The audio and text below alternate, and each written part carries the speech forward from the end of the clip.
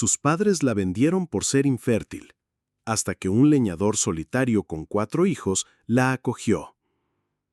Pero antes de comenzar, aprovecha y suscríbete al canal, activa la campanita y deja tu like, porque esta historia te va a atrapar hasta el final. No recuerdo exactamente en qué momento dejé de llamarlos mamá y papá. Tal vez fue el día que escuché a mi madre decirle al señor del traje gris: «Está limpia, no tiene vicios, pero no sirve para parir. Por eso el precio es más bajo». Tenía 22 años. No era una niña, y sin embargo ese día sentí que me despojaban de todo lo que me hacía humana. Mi nombre es Abril. Nací en un pueblo llamado La Esperanza, irónicamente. Ahí las mujeres eran valoradas por una sola cosa: su capacidad de dar hijos. Mi diagnóstico de infertilidad fue como una maldición impresa en mi frente. Lo supe a los 18, pero mis padres lo ocultaron, hasta que se dieron cuenta de que yo ya no les servía como moneda de cambio para algún matrimonio conveniente. Ese día, el señor del traje gris me observó con desconfianza. «¿Estás segura de que no miente?», le preguntó a mi madre. Ella alzó los hombros. «El doctor del IMSS fue claro, no ovula, es inútil para eso». El hombre suspiró, sacó un fajo de billetes y lo puso sobre la mesa de madera vieja. «Entonces solo será para trabajo doméstico, para lo que aguante». No lloré, no grité. Me limité a recoger la mochila que había preparado en secreto desde hacía semanas. Porque sí, presentía que esto llegaría. Mis padres tenían deudas, muchas, y yo era una carga que no producía nietos. Fui entregada a ese hombre como si fuera un mueble viejo. Pero no me llevo muy lejos. A las afueras del pueblo, justo antes de llegar al puente de San Miguel, el coche se detuvo de golpe. El hombre bajó a orinar y dejó las llaves puestas. Fue instinto, no estrategia. Abrí la puerta, corrí con todo el miedo atravesándome el pecho y me interné en el monte. Corrí hasta que los pies sangraron, hasta que las piernas me dejaron caer. Cuando desperté estaba en una cabaña. La madera olía a pino recién cortado. Una lámpara de petróleo iluminaba apenas el rincón, y junto a mí, un hombre alto, moreno, con ojos de cansancio y una voz que no temblaba. «¿Cómo te llamas?» «Abril». «¿Te duele algo?» «No, solo estoy confundida». Él se levantó, fue a la cocina y volvió con un tazón de caldo humeante. «Yo me llamo Gabriel. Trabajo en el aserradero del cerro. Tengo 4 hijos, y no voy a hacerte daño». Su voz era pausada como la de alguien que ya no tiene prisa para nada. Me dijo que me encontró desmayada cerca de su propiedad, que pensó que era una migrante o alguna víctima de trata. Me llevó a su casa por instinto. «¿Tienes a dónde volver?». Negué.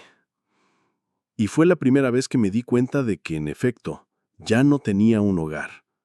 Durante semanas, Gabriel me permitió quedarme. No preguntó nada más. Solo me dio espacio, un techo y la posibilidad de ayudar en lo que pudiera. Sus hijos, 2 niñas y 2 niños, me observaban al principio con recelo, pero pronto se acostumbraron a mi presencia. Marina, la más pequeña, me tomó de la mano un día y dijo: «¿Vas a ser nuestra nueva mamá?». No supe qué responder. No era madre, no podía serlo, pero en ese momento sentí algo parecido a un latido en el centro del pecho. Con el tiempo, entendí que Gabriel no era como los hombres del pueblo. No buscaba una esposa, ni una empleada, ni alguien a quien dominar. Solo necesitaba paz y compañía. Una noche, mientras cenábamos frijoles con tortillas calientes, Gabriel dijo algo que nunca olvidaré. «Te vi rota el día que te encontré, pero también vi que todavía brillabas un poco, como los troncos que parecen inservibles, pero cuando los partes todavía tienen savia adentro». No supe qué decir, me limité a asentir, porque en ese silencio entendí que por primera vez alguien me veía como algo más que un problema que había que resolver. Cuando Leticia cruzó el umbral de aquella cabaña, lo primero que sintió fue calor. No solo el calor de la chimenea encendida, sino uno más extraño, más humano. Olía a madera quemada, a sopa recién hecha y a ropa secándose al lado del fuego. La casa estaba viva, habitada, llena de huellas pequeñas que contaban historias. Dibujos infantiles en la pared, botas embarradas junto a la puerta, una taza rota pegada con cinta. Todo lo opuesto a la frialdad con la que ella había crecido. «Aquí está el cuarto de huéspedes», dijo don Joaquín mientras abría una puerta. «No es gran cosa, pero al menos es tuyo. Nadie te va a molestar aquí». Leticia asintió en silencio. Su maleta vieja cayó sobre la cama como si también estuviera cansada. Él la miró un segundo, como si quisiera decir algo más, pero no dijo nada. Cerró la puerta suavemente y la dejó sola. Por primera vez en años, Leticia no se sintió en peligro. No se sintió juzgada ni observada. No había preguntas, ni exigencias, ni amenazas. Solo silencio y madera crujiente. Esa noche no pudo dormir. Escuchó risas bajitas desde la cocina. Voces infantiles, cucharas chocando. Quiso acercarse, pero temía incomodar. Se quedó en su cama observando el techo de madera, preguntándose si aquello era real o solo otro sueño que terminaría en pesadilla. Al amanecer, un golpe suave en la puerta la sobresaltó. «¿Leti?» Era una voz dulce, de niña pequeña. «¿Quieres desayunar?» Abrió la puerta con cautela. Frente a ella estaba una niña de unos 6 años, cabello rizado, ojos enormes. «Yo soy Julia. Papá dice que eres como una visita importante». Leticia sonrió débilmente. «Gracias, Julia. Ahorita bajo». «Te guardé pan con cajeta», gritó mientras bajaba corriendo las escaleras. En la mesa del desayuno estaban todos, los 4 hijos de don Joaquín, cada uno diferente pero con la misma mirada brillante. Había risas, bromas internas, cucharas peleando por más frijoles refritos. Nadie preguntó por qué ella estaba ahí. Nadie la miró raro. Solo le hicieron espacio y le pasaron una servilleta. «¿Y tú a qué te dedicabas?», preguntó Emiliano con curiosidad sincera. Leticia dudó. Ayudaba en casa, pero nunca tuve un trabajo formal. «Pues aquí todos trabajamos. Nadie es adorno. Si quieres quedarte, hay leña que cortar, tortillas que hacer y niños que cuidar». Leticia bajó la mirada, pero en lugar de sentir vergüenza, sintió alivio. Nadie le estaba dando lástima, le estaban ofreciendo dignidad. «Lo haré lo mejor que pueda», respondió con firmeza. Así comenzó su nueva rutina. No fue fácil. Sus manos acostumbradas al vacío se llenaron de astillas, harina, jabón, pero cada día aprendía algo nuevo. Julia le enseñó a hacer figuras con masa. Rodrigo, el más travieso, le mostró cómo evitar que el burro escapara. Emiliano le ayudó a cargar leña y hasta le enseñó a usar una hacha pequeña. Leticia descubría una parte de sí que nunca había conocido. Tenía fuerza, tenía paciencia y, sobre todo, tenía ganas de quedarse. Un viernes por la tarde, mientras tendía ropa en el patio, don Joaquín se le acercó con un termo de café. «¿Te estás acostumbrando?». Leticia asintió. «Más de lo que pensé. No tienes que quedarte si no quieres. Nadie te retiene». Ella lo miró directo a los ojos. «¿Y sí quiero?». Él bajó la vista incómodo, como si no supiera cómo manejar esa respuesta. «Entonces esta también puede ser tu casa. Pero te advierto algo», agregó con una media sonrisa. «Los niños se encariñan fácil». Leticia sintió un nudo en la garganta. Se encariñaban fácil. Y ella también. Esa noche, mientras preparaba el arroz para la cena, escuchó a Julia decirle a su hermana menor: «Leti huele a mamá». La frase la golpeó como un rayo. No era verdad. No podía serlo. Pero allí estaba, flotando entre los olores del hogar como una promesa que no se atrevía a pronunciar. Los días se volvieron semanas, y Leticia empezó a reír más, a dormir mejor, a sentir que su presencia tenía peso.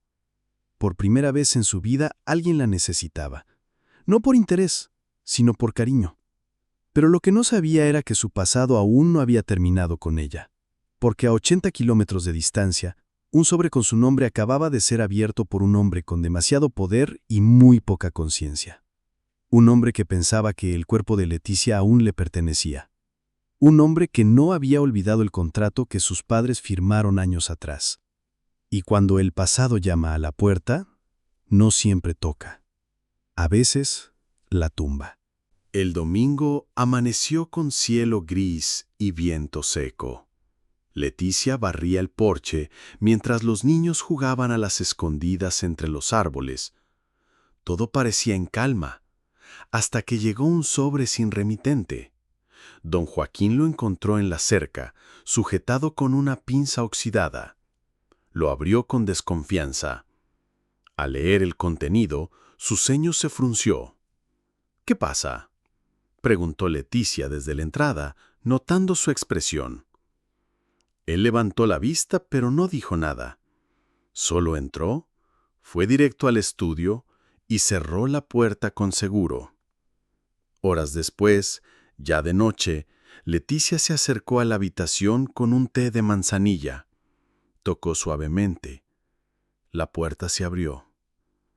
«Gracias», murmuró don Joaquín, aceptando la taza sin mirarla. «Era sobre mí, ¿verdad?». «Sí», respondió sin rodeos. Leticia sintió que el suelo se movía bajo sus pies. «¿Quién era?».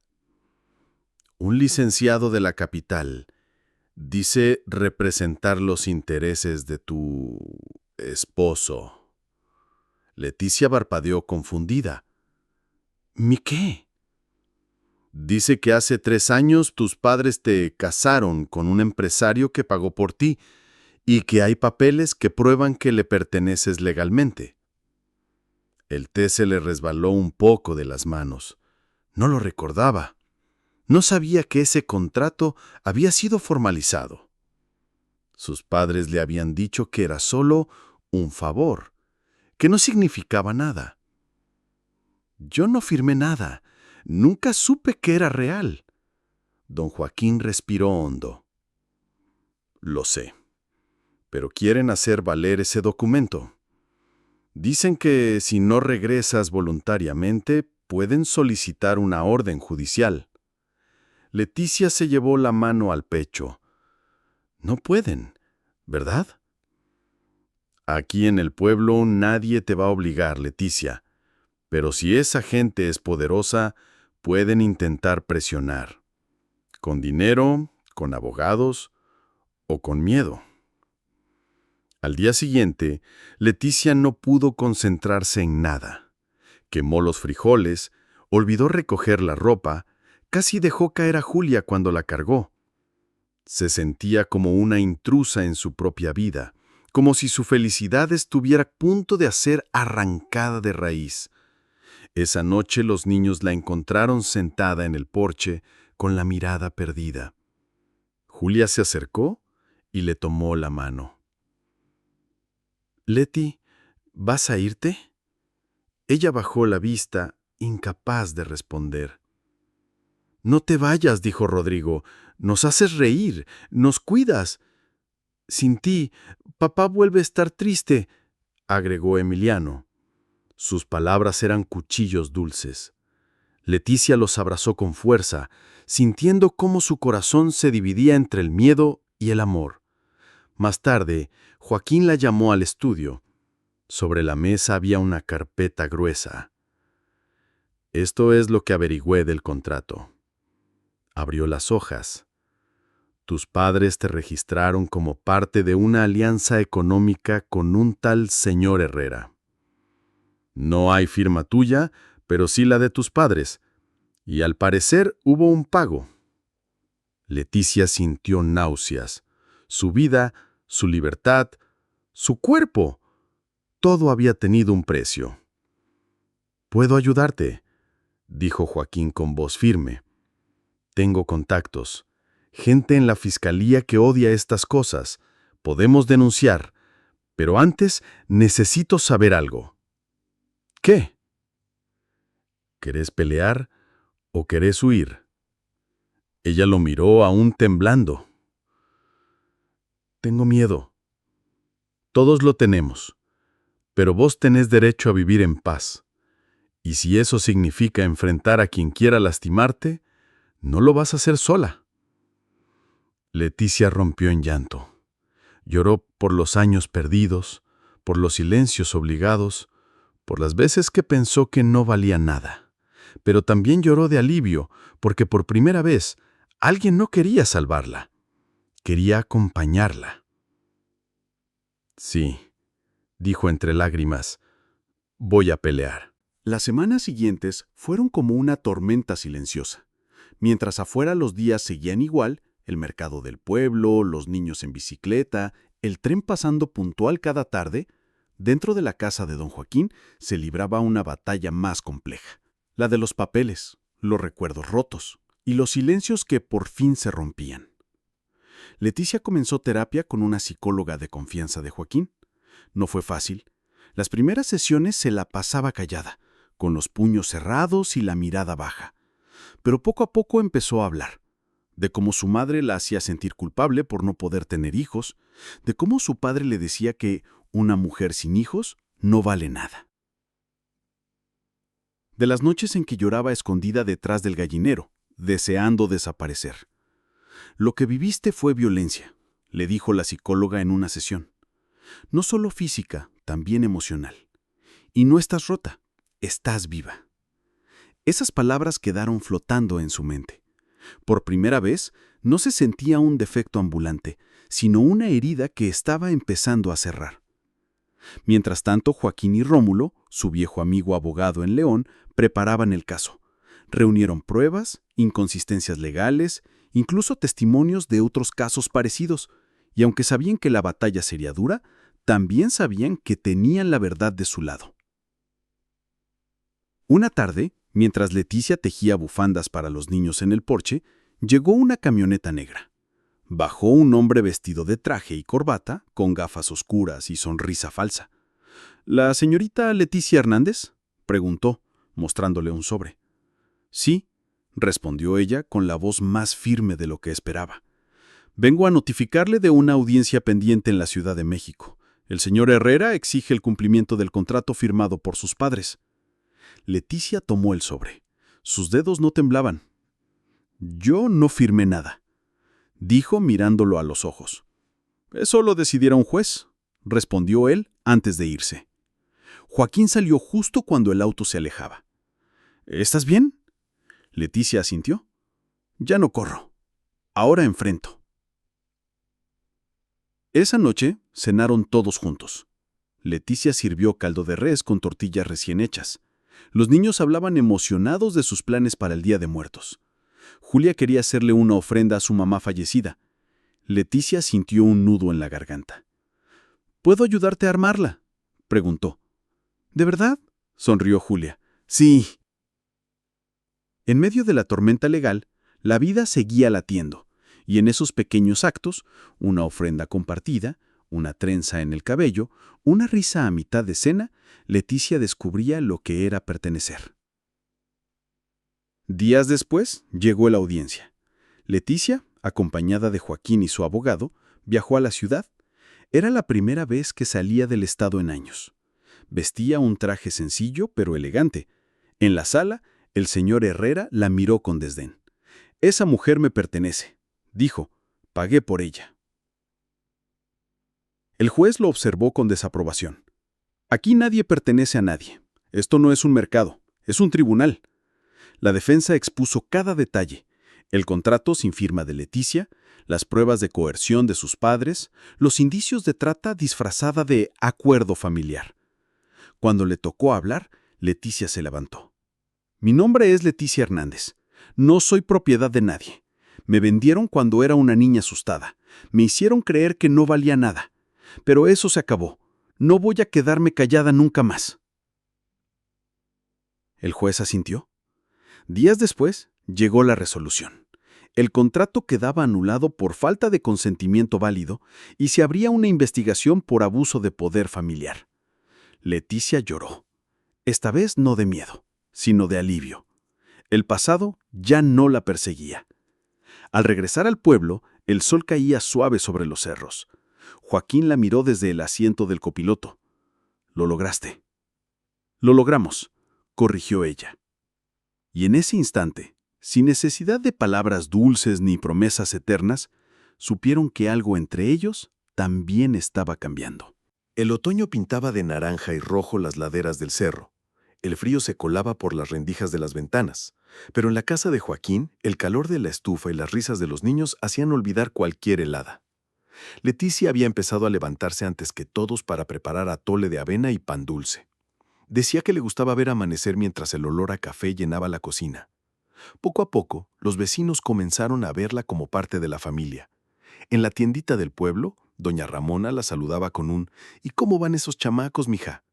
En la iglesia, el padre Miguel le pidió que ayudara a organizar la posada de Navidad. Ella, que antes caminaba encorvada por miedo a las miradas, ahora se paraba derecha, con la frente en alto. Pero el pasado nunca desaparece tan fácil. Una tarde, mientras colgaba ropa en el patio, recibió una llamada desconocida. «¿Leticia?».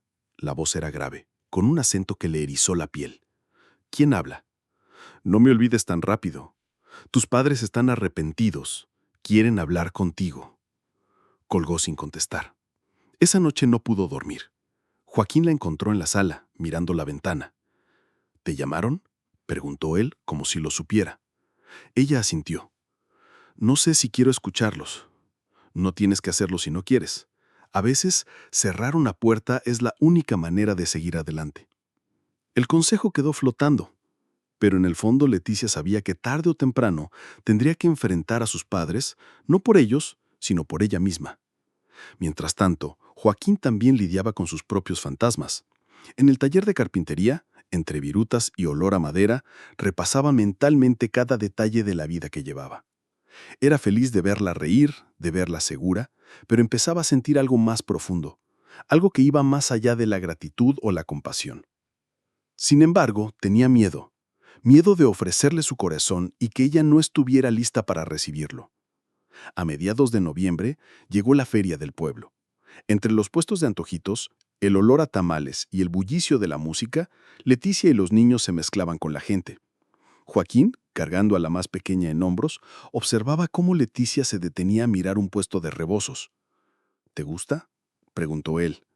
«Es precioso, pero no lo necesito». Joaquín pagó al instante y se lo entregó. «No es por necesidad, es porque quiero que tengas algo bonito solo porque sí». Ella lo miró con un brillo extraño en los ojos. Lo aceptó sin palabras, pero esa noche, mientras doblaba el rebozo para guardarlo, acarició la tela como si fuera un tesoro. Días después, recibió una carta certificada. Era una citación. Sus padres habían solicitado una reunión de reconciliación ante la Procuraduría de Protección de Niñas, Niños y Adolescentes. No era obligatoria, pero la invitaban a asistir para sanar los vínculos familiares. «¿Qué vas a hacer?», preguntó Joaquín cuando vio el sobre. «Sí», dijo ella tras un silencio. «Quiero escucharlos, pero no para volver. Quiero mirarlos a los ojos y que sepan que ya no me lastiman y que nunca más voy a dejar que decidan por mí». La reunión fue en la cabecera municipal. Al entrar, los vio sentados. Su madre con el cabello teñido y un gesto de falsa dulzura. Su padre, serio, con las manos entrelazadas. «Hija, queríamos lo mejor para ti». «No», interrumpió Leticia. «Querían lo mejor para ustedes. Me vendieron como si fuera un mueble viejo». Su padre intentó intervenir, pero ella no lo dejó. «No necesito su perdón ni les doy el mío. Solo vine a decirles que ya no me lastiman y que nunca más voy a dejar que decidan por mí». Se levantó y salió. Afuera, Joaquín le esperaba junto a su camioneta. Ella subió, cerró la puerta y por primera vez en años sintió que respiraba hondo sin peso en el pecho. De regreso al pueblo, el sol se escondía tras las montañas. Joaquín le puso una mano en el hombro. «Orgulloso de ti, mujer». Leticia sonrió. No eran palabras románticas, pero le hicieron sentir más amada que cualquier declaración. El invierno llegó temprano ese año.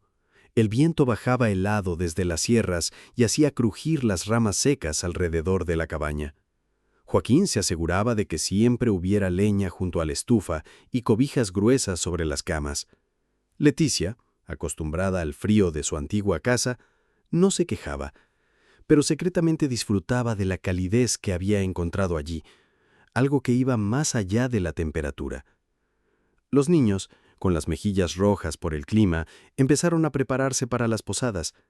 La mayor, Camila, propuso que Leticia fuera la encargada de coordinar las canciones y la piñata. Ella aceptó con una mezcla de nervios y alegría. Ser parte de algo, después de años sintiéndose invisible, le parecía un regalo.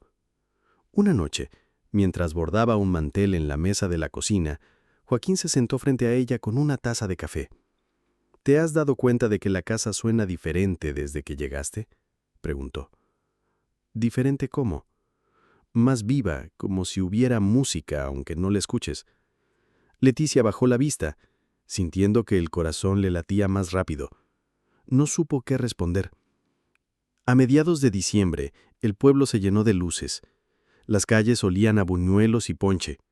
Leticia llevó a los niños al ensayo de la pastorela, y Joaquín se quedó cortando madera para un pedido grande. Sin embargo, al anochecer, cuando ella y los niños regresaban, vieron una camioneta desconocida estacionada frente a la casa. Un hombre bajó, alto, con botas limpias y chaqueta cara. Nada que ver con la gente del pueblo. ¿Es Leticia Ramírez?, preguntó con voz firme. Sí. ¿Quién es usted? Soy abogado. Vengo en representación de una familia de Monterrey. Joaquín salió del taller, limpiándose las manos en un trapo. ¿Qué quiere con ella?, preguntó poniéndose a su lado. Esta familia asegura que le corresponde una herencia. Leticia se quedó helada. El abogado explicó que un tío lejano, al que apenas recordaba, había fallecido y dejado propiedades y dinero a su nombre. Lo extraño era que sus padres habían intentado reclamar en su lugar, alegando que ella estaba incapacitada para administrar bienes. Por eso vine personalmente, para confirmar si desea aceptar la herencia. La noticia la mareó, no tanto por el dinero, sino porque sus padres aún intentaban controlarla. Joaquín le ofreció asiento y agua, pero ella pidió salir a caminar un momento. Bajo las estrellas, respiró el aire helado y pensó en lo irónico que era. Toda su vida la habían tratado como una carga, y ahora la codiciaban por lo que podía poseer. Esa noche apenas durmió. Soñó con la casa vieja de su infancia, con los portazos y los silencios que dolían más que los gritos. Al amanecer, bajó decidida. «Acepto la herencia», dijo al abogado, «pero quiero que todo se maneje a mi nombre y sin intervención de nadie más». El abogado asintió y se fue con los documentos. Cuando cerró la puerta, Joaquín la miró en silencio, como evaluando su fuerza. «Estás creciendo, Leticia. No solo en valor, también en dignidad». Los días siguientes fueron un torbellino. Documentos, firmas, llamadas. Pronto se enteró de que parte de la herencia incluía una casa antigua en un barrio de Guadalajara y un terreno en las afueras del estado. La noticia corrió por el pueblo y más de uno la miraba con envidia disfrazada de cordialidad. Pero la verdadera prueba llegó la víspera de Navidad. Mientras preparaban tamales y el ponche hervía en la estufa, sonó el teléfono fijo. Joaquín contestó. Era su madre. «Dile a Leticia que si quiere conservar la herencia, tendrá que negociar con nosotros». Leticia escuchó la frase desde la otra habitación. Entró, tomó el auricular y habló con voz firme. «No hay nada que negociar. Ustedes no me dieron nada. Lo que tengo ahora es mío y lo voy a cuidar». Colgó antes de escuchar respuesta. Los niños que la observaban desde la mesa comenzaron a aplaudir, sin entender del todo, pero contagiados por la energía de ese momento. Joaquín sonrió. La Nochebuena transcurrió con risas, cantos y la piñata. Leticia, con su nuevo rebozo, miraba cómo los niños rompían la olla y recogían dulces. Por primera vez sintió que no era una invitada temporal. Era parte de un hogar.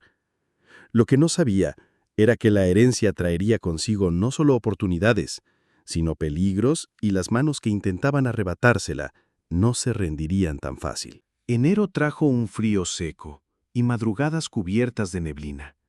Leticia se había acostumbrado a levantarse antes que los niños para preparar avena caliente y café de olla.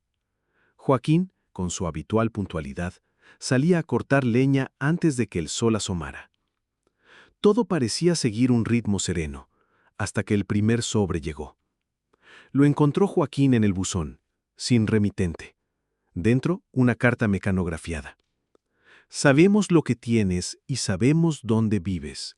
Lo que es de familia debe volver a la familia.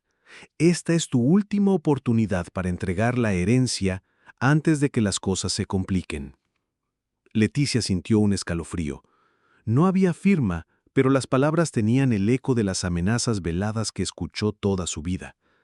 Joaquín quiso ir directamente a la policía del pueblo, pero ella lo detuvo.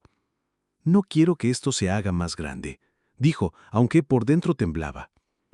Esa misma semana comenzaron a notar cosas extrañas. Un hombre desconocido merodeaba cerca de la escuela de los niños. Una camioneta gris pasaba lentamente frente a la cabaña cada noche. Y una tarde, cuando regresaban del mercado, encontraron la puerta principal entreabierta. Nada faltaba, pero alguien había estado ahí. «Esto ya no es un juego», dijo Joaquín, apretando la mandíbula. «Voy a hablar con don Hilario, el comisario». El comisario escuchó con atención, pero solo pudo ofrecer vigilancia esporádica. «Sin pruebas concretas es difícil actuar», explicó. «Pero mantengan todo cerrado y avísenme de cualquier cosa rara». Leticia intentó seguir con la rutina. Se enfocaba en los niños, en enseñarles canciones nuevas y ayudarles con las tareas. Sin embargo, cada ruido en la noche la hacía sobresaltarse. Un sábado, mientras Joaquín estaba en el taller, ella recibió una llamada de un número desconocido. Contestó y escuchó la voz de su madre. «Leticia, todavía estás a tiempo. Entréganos lo que nos corresponde y todo esto se detiene». «¿Qué es esto?», preguntó conteniendo la rabia. «Sabemos muy bien a qué me refiero». El tono era frío, calculador. Al colgar, antes de que pudiera responder, Leticia se quedó mirando el teléfono como si fuera una víbora venenosa. Esa noche habló con Joaquín. «No quiero que mis problemas arruinen tu vida ni la de tus hijos», dijo con los ojos húmedos. «Esto ya no es solo tu problema, Leticia. Somos una familia, y si alguien te amenaza, nos amenaza a todos». Las palabras de Joaquín fueron un ancla. Por primera vez, sintió que no tenía que enfrentar la tormenta sola. Días después, el abogado de Monterrey la llamó con noticias inquietantes. «Señora Leticia, alguien está intentando impugnar el testamento de su tío. Presentaron documentos falsos para demostrar que usted no está en condiciones de administrar bienes». «¿Quién?», preguntó, aunque lo intuía. «No puedo afirmarlo, pero los nombres coinciden con familiares suyos». El abogado le propuso viajar a Monterrey para firmar una ratificación de su derecho a la herencia y presentar pruebas de su independencia. Joaquín no dudó. «Voy contigo. No vas a ir sola a enfrentarlos». El viaje fue tenso. Monterrey, con su bullicio y avenidas llenas de luces, era un contraste abrumador después de la calma de la sierra. En el juzgado, Leticia firmó documentos y presentó testigos, incluido Joaquín, que avalaban su vida independiente y su trabajo ayudando en el negocio de la leña. Al salir, vieron a lo lejos a sus padres. Su madre la miraba con desprecio. Su padre con una falsa sonrisa. Ninguno se acercó. Pero Leticia entendió el mensaje. La guerra apenas comenzaba. De regreso al pueblo, Joaquín la miró de reojo. «No importa lo que hagan. No está sola, y si quieren pelea, la tendrán, pero a nuestra manera». Leticia apretó su mano. Por primera vez en mucho tiempo, sintió que podía mirar hacia adelante sin sentir miedo constante. Pero en el fondo sabía que esa calma era solo el respiro antes de la próxima embestida. Febrero comenzó con lluvias intermitentes y un viento que silbaba entre los pinos. El clima parecía reflejar la tensión que crecía en la vida de Leticia y Joaquín. A simple vista, la rutina seguía. Los niños iban a la escuela, Joaquín cortaba y vendía leña, Leticia se encargaba de la casa. Pero cada sombra que pasaba cerca, cada ruido extraño en la madrugada, encendía las alarmas. Una tarde, mientras Leticia doblaba ropa en el porche, escuchó a los perros ladrar con furia. Salió corriendo y vio, a lo lejos, a dos hombres tomando fotos de la cabaña desde la carretera. Cuando ella les gritó, subieron a una camioneta gris y se marcharon levantando polvo. Joaquín regresó al anochecer y al escuchar lo ocurrido, su rostro se endureció. Esto ya pasó de castaño oscuro. Entró directo al taller y sacó una caja metálica con candado. Dentro había una escopeta heredada de su padre y municiones cuidadosamente guardadas. «No pienso dejar que nos sorprendan», dijo, cargando el arma. «No para atacar, sino para que sepan que aquí no entran como si nada». Esa misma semana, el abogado de Monterrey volvió a llamar. «Señora Leticia, sus padres han presentado una solicitud de custodia sobre usted, alegando incapacidad emocional para manejar bienes y tomar decisiones». Leticia se quedó helada. «¿Eso siquiera es posible?» «En circunstancias normales no, pero si logran falsificar informes médicos o testigos, podrían complicar el proceso». La rabia de Joaquín fue inmediata. «No solo quieren tu herencia, quieren borrarte como persona capaz». Decidieron actuar antes que sus enemigos. Joaquín llamó a don Hilario, el comisario, y le explicó todo. «No puedo arrestar sin pruebas, pero sí puedo mandar rondines y estar pendiente. Y, Joaquín, mantén la calma, que no se te suba la sangre». Pero la calma duró poco.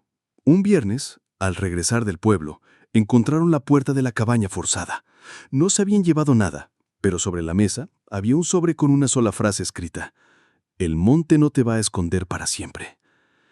Esa noche, mientras los niños dormían, Joaquín y Leticia hablaron en voz baja junto a la chimenea. «No podemos seguir así», dijo ella, abrazando una manta.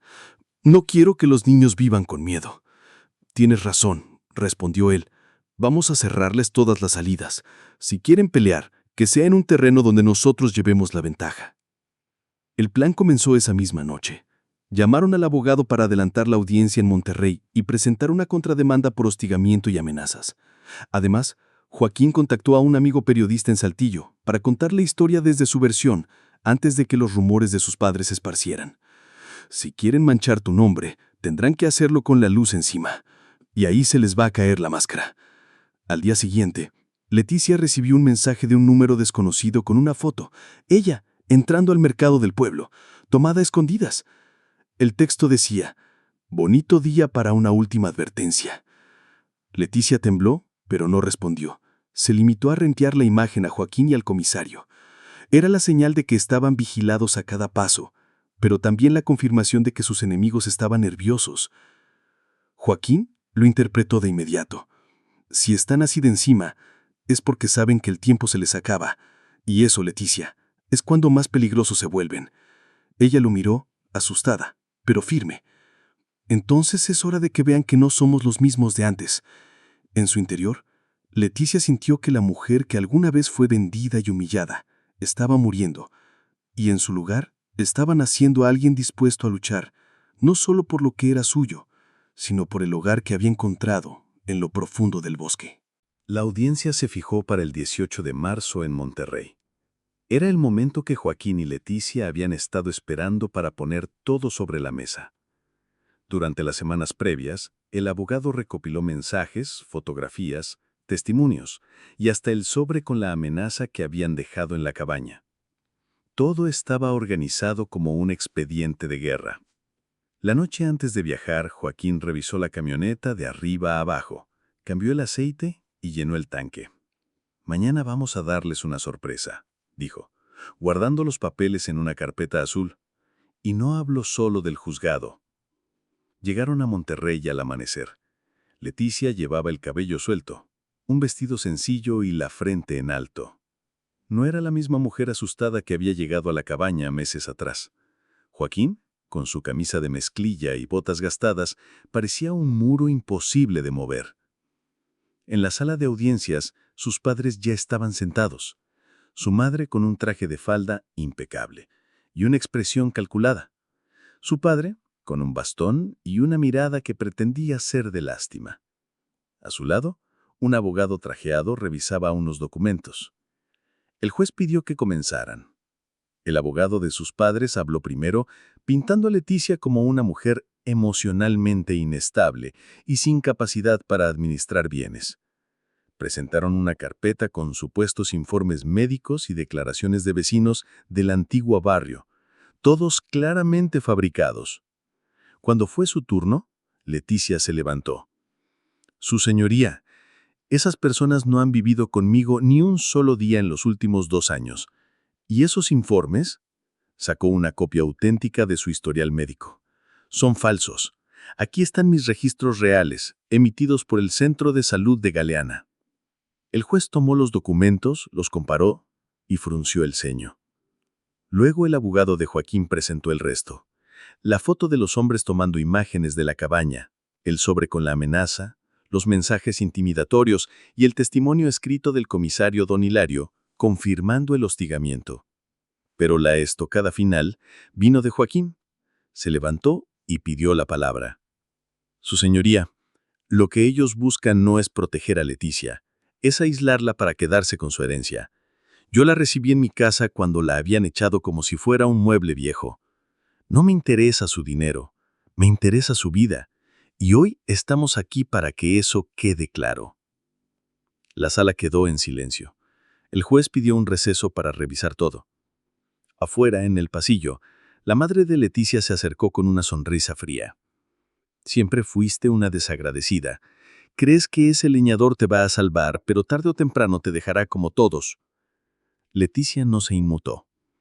La diferencia, mamá, es que Joaquín no me vendió. Al reanudar la audiencia, el juez declaró que no había pruebas suficientes para considerar a Leticia incapaz y que, por el contrario, existían indicios claros de hostigamiento en su contra. Ordenó una investigación por falsificación de documentos y presentó medidas cautelares para protegerla. Ese mismo día, el amigo periodista de Joaquín publicó un reportaje titulado «La mujer que fue vendida y ahora enfrenta a su propia familia». La nota se viralizó en redes sociales y la versión de Leticia empezó a llegar a gente que nunca había escuchado su historia. De regreso a la sierra, la pareja sintió que la camioneta pesaba menos, no porque el peligro hubiera desaparecido, sino porque ahora no estaban huyendo, estaban avanzando. «Esto no ha terminado», dijo Joaquín, mirando el camino, «pero ya no estamos a la defensiva». Leticia sonrió con determinación. «No, ahora somos nosotros quienes ponemos las reglas». Pasaron apenas 2 semanas desde la audiencia, cuando llegó la última embestida. Una noche, mientras Joaquín revisaba unas vigas en el cobertizo, escuchó el rugido de un motor acercándose demasiado a la cabaña. No era el sonido de un vecino. Era un sedán negro que se detuvo frente al portón. Leticia salió al porche con una lámpara en la mano. De dentro del auto bajaron 2 hombres trajeados y, para su sorpresa, su propio padre. «Venimos a hablar», dijo alzando la voz. «Es tu última oportunidad». Joaquín se cruzó de brazos. «Aquí no entran. Si tienen algo que decir, háganlo desde ahí». El padre de Leticia sonrió con desprecio. «Te crees muy listo, pero el dinero mueve todo. Ya tenemos un comprador para las tierras que te corresponden. Firma y podrás vivir tranquila, lejos de este lugar». Leticia dio un paso adelante. «No voy a firmar nada. Y si vuelven a aparecer aquí sin permiso, la policía de Galeana sabrá que violaron la orden de protección».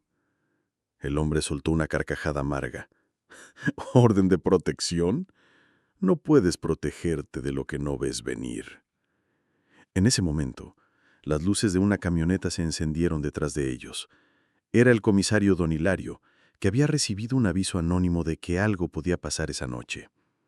Los hombres trajeados intentaron subir al auto, pero Hilario bloqueó el paso. «Esto ya es acoso. Y usted, señor», dijo mirando al padre, «está violando una medida judicial. Tendrán que acompañarme». El auto fue remolcado, y los hombres escoltados al pueblo. Joaquín y Leticia se quedaron en el portón, viendo cómo la oscuridad volvía a tragarse el camino. Esa noche, frente al fuego, Joaquín tomó la mano de Leticia. «¿Crees que fue su última jugada?» «Sí», respondió ella, «pero no la nuestra».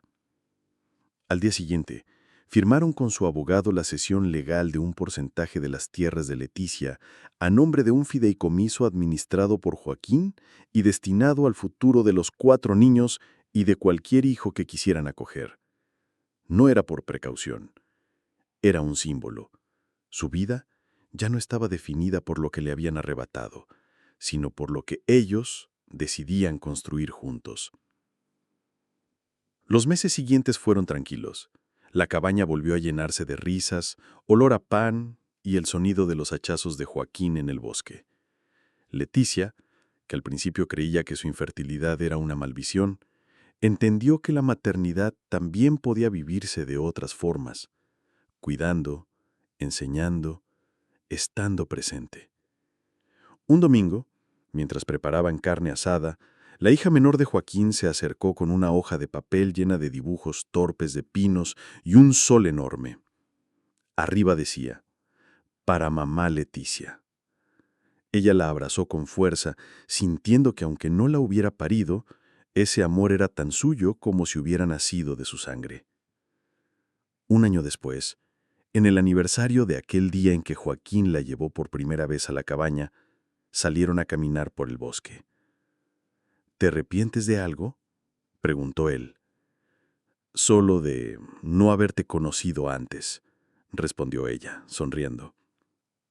La cámara imaginaria se alejaría, mostrando la cabaña entre los pinos, el humo subiendo de la chimenea, los niños jugando alrededor y en el porche 2 tazas de café esperando a que alguien las beba. Porque a veces la familia no es la que te toca, sino la que encuentras en medio del camino. Si esta historia te tocó el corazón, deja tu like, compártela con quien necesite esperanza y suscríbete al canal para más relatos que celebran la fuerza de empezar de nuevo.